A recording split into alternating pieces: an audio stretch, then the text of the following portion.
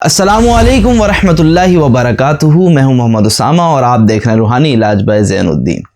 آج جو سیریز میں آپ کے سامنے لے کر پیش ہوا ہوں، اس سیریز میں ہم آپ کو ایک واقعہ سناتے ہیں اور آخر میں آپ کو نصیحت فراہم کرتے ہیں۔ آج کی جو ویڈیو ہے ہماری عاملین کے لیے خاص ہونے والی ہے، تو بنے رہیں ہمارے ساتھ اور اس ویڈیو کو پورا دیکھیں، اور اچھی لگنے کی صورت میں اسے اپنے دوستوں کے ساتھ ضرور شیئر کریں۔ چلتے ہیں واقعے کی طرف۔ اس واقعے کی طرف بڑھنے سے پہلے آپ ہمارے چینل کو سبسکرائب کر دیں اور بیل آئیکن کو لازمی پریس کریں تاکہ ہر نئی آنے والی ویڈیو کا بیل نوٹیفیکیشن آپ کو بآسانی مل سکے۔ چلتے ہیں واقعے کی طرف۔ یہ واقعہ شروع ہوتا ہے اس وقت کہ جب ایک لڑکی کی حالت غیر ہو گئی اور وہ اس طریقے سے اچھلنے کودنے لگی کہ اس کو اس کے گھر والے سنبھالنے کے باوجود بھی اس کو سنبھال نہیں پائے۔ تب انہوں نے پریشانی کی حالت میں ایک عامل سے رابطہ کیا اور اس عامل کو اپنے گھر پہ بلایا کہ ہماری بچی کی طبیعت خراب ہے، لہٰذا آپ اسے دیکھیں۔ وہ عامل جب آیا، اس لڑکی کی اس نے کنڈیشن دیکھی تو اس نے مرض فوراً ہی پکڑ لیا۔ اس نے اس لڑکی کو سامنے بٹھایا، جن حاضر کیا اور سارے اپنے معاملات کر کے اس پر سختی کر کے اس سے اگلوا لیا کہ وہ اس لڑکی پر کیوں سوار ہوا۔ وہ اپنے سارے معاملات کر کے جب اس گھر سے نکلا تو جب وہ گھر پہنچا تو اسے پیشاب میں ہلکی سی جلن محسوس ہوئی۔ اس نے اس بات کو نظر انداز کر دیا، لیکن یہ پیشاب کی جلن معمولی جلن نہیں تھی، وہ پیشاب کی جلن اس کی بڑھتی چلی گئی۔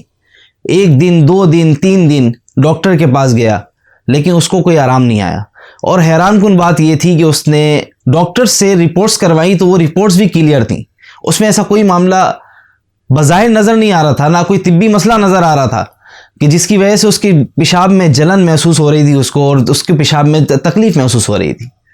اور دیکھتے ہی دیکھتے معاملہ اتنا بڑھ گیا کہ اس کے پیشاب میں اس وقت خون شامل ہونے لگ گیا۔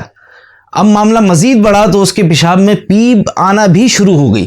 اب وہ مزید پریشان ہو گیا کہ اب اس کا وہ معاملہ حل کیا نکالے۔ تو اتنے میں ہی جب وہ اتنا پریشان ہوا تو جس مریضہ کا اس نے علاج کیا تھا اس کے گھر سے اس عامل کے لیے پیغام آیا کہ اس لڑکی پر دوبارہ جن حاضر ہوا ہے، اور اس نے بولا ہے کہ دیکھو میں نے اس عامل کو کس پریشانی میں ڈال رکھا ہے، اور عنقریب وہ اسی مرض کے اندر مر جائے گا۔ جب عامل کو اس بات کا علم ہوا تو اس نے اپنے ایک شاگرد کو اپنے ساتھ لیا اور فوراً اس مریضہ کے گھر پہنچا کہ جس مریضہ کا اس نے پہلے علاج کیا تھا۔ اب جب اس کے وہ گھر پہنچا تو اس نے دوبارہ جن کو حاضر کیا اور اس جن سے معافی تلافی کی۔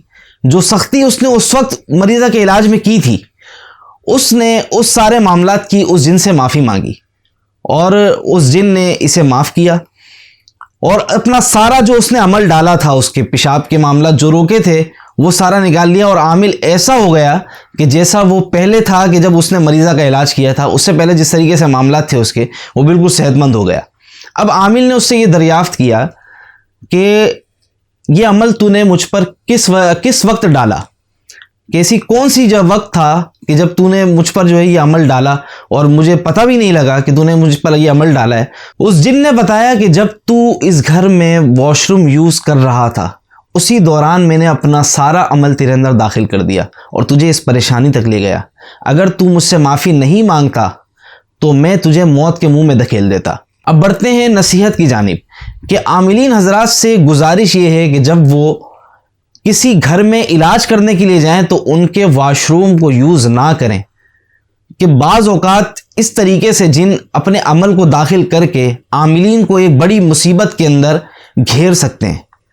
یہ تھی آج کی ویڈیو، ایک واقعہ ایک نصیحت۔